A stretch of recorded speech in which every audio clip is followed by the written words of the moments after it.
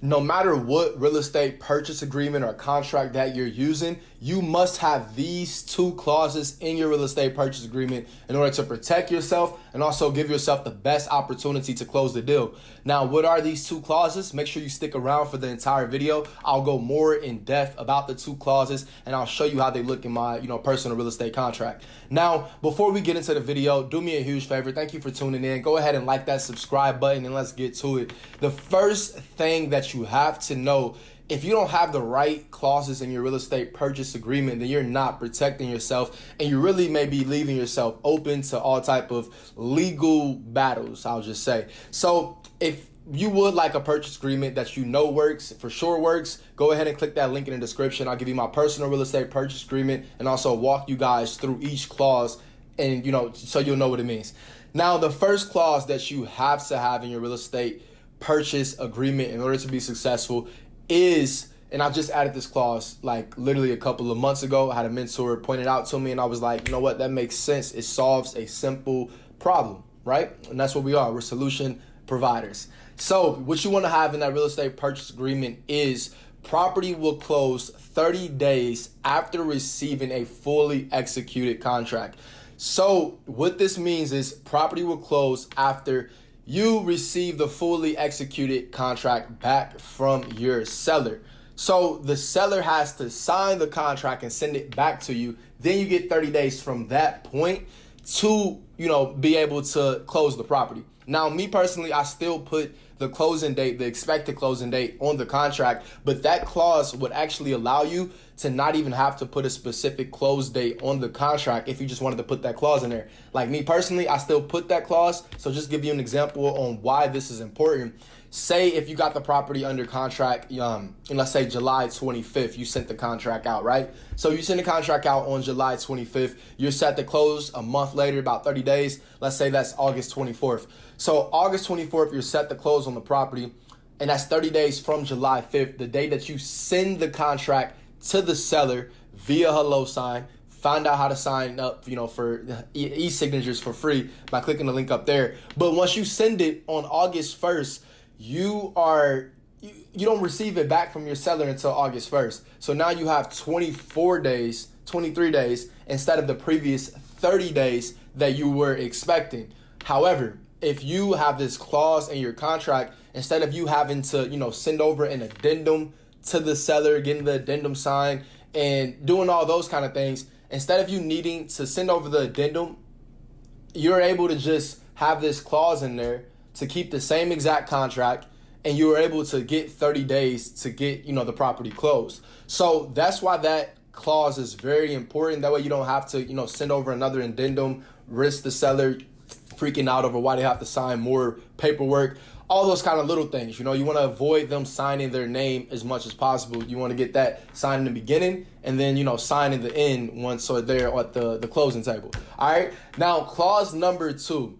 You really want to make sure you have this clause. It's very important. The reason why this clause is very important, you're going to find out. But you need to have access to a property in order to wholesale a property. And this clause gives you access that you would need for, to be able to wholesale the property. So what you want to have in your contract is buyer can inspect the property throughout normal business hours.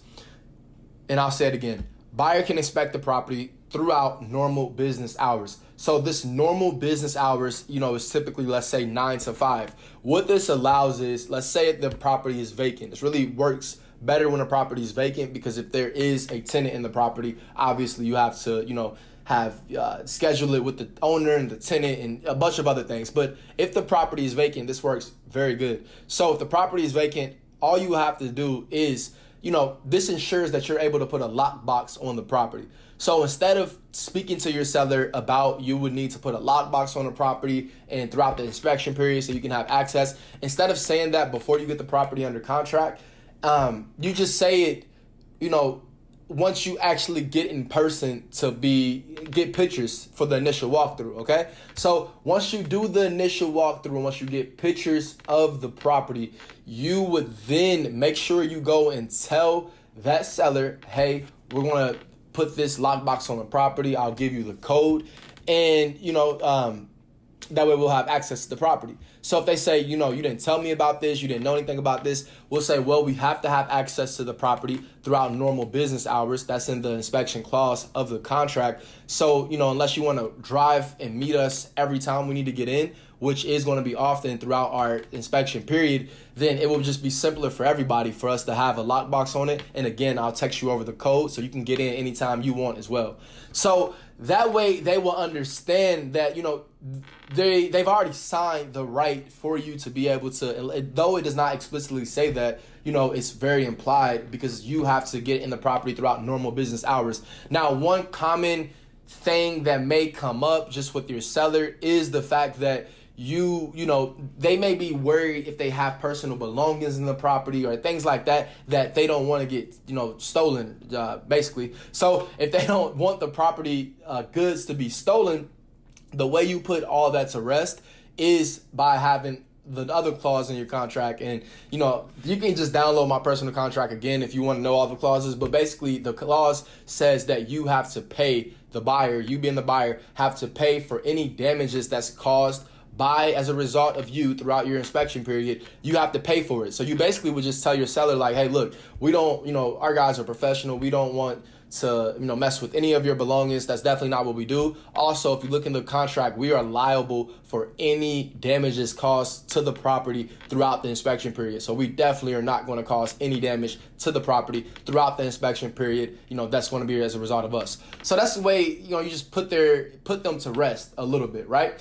And the reason why all of this is so important, guys, is because it's in black and white. A lot of things can be said, a lot of things can be interpreted. However, when you go back, and the only thing that really, really matters is what's in black and white. What did you sign your name in? What terms did you agree to? That matters most in any different avenue. In this one, we're speaking legal matters when it comes to thousands of dollars that are, on the table. So you want to make sure everything is clear, and that way, everything is spelled out verbatim. There's no confusion. All you have to do is refer back to the contract. That way you will be able to understand what is going on by just looking at the contract. You don't have to worry about what I may have thought I've said or what you think I may have said. You just look at the contract and you would understand what is going on. All right, last clause, and I'll get you guys out of here. This is kind of a bonus clause.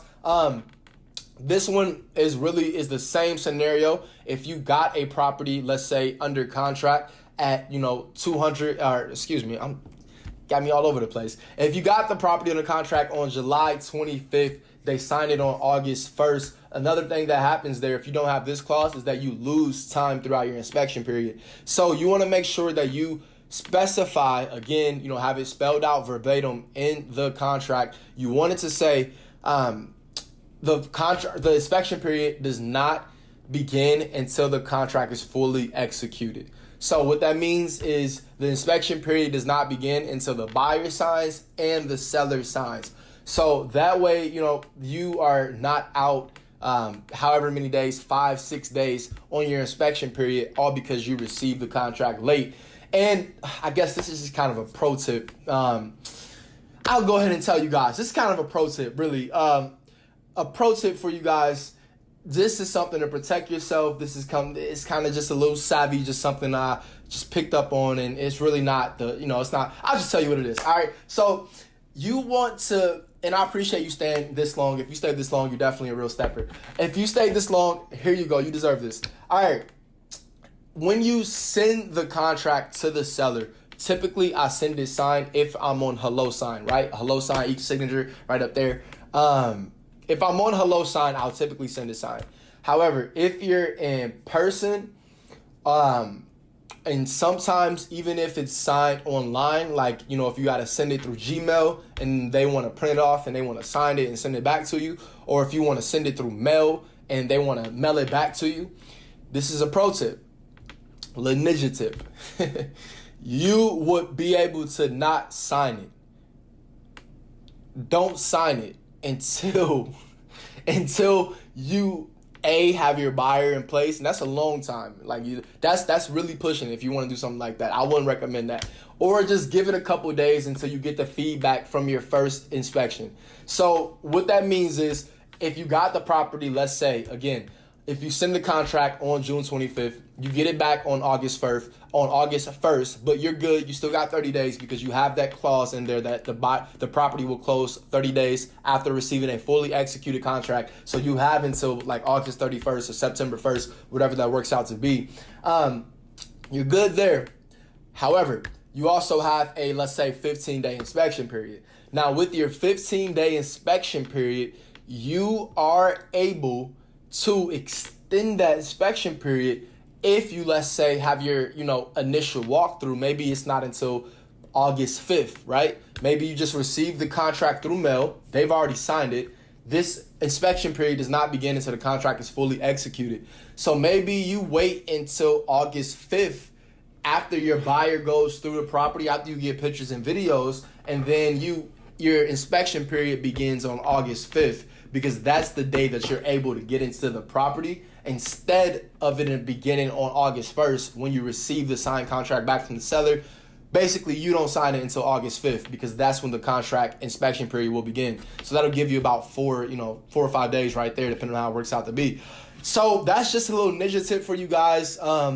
Yeah, you're in this to make the best for the seller. You're not in this to, make inspection periods long or do any dirty business. No, but at the same time, you're in this, again, to give yourself, to protect yourself for one, right? Protect your interests, but also to give yourself the best opportunity to close the property. You didn't get this far to get the property under contract just to give it away or just to not close it, right? I always tell you guys, get the property closed first, and then, the money will come second. And that's really how it works. Get the property closed first. The money will come once you get the property closed, and it'll come in abundance once you just focus on closing the properties and owning up to your word. As always, make sure your heart is in each step, because that's what makes you a success on this journey of success. Get the step in, baby.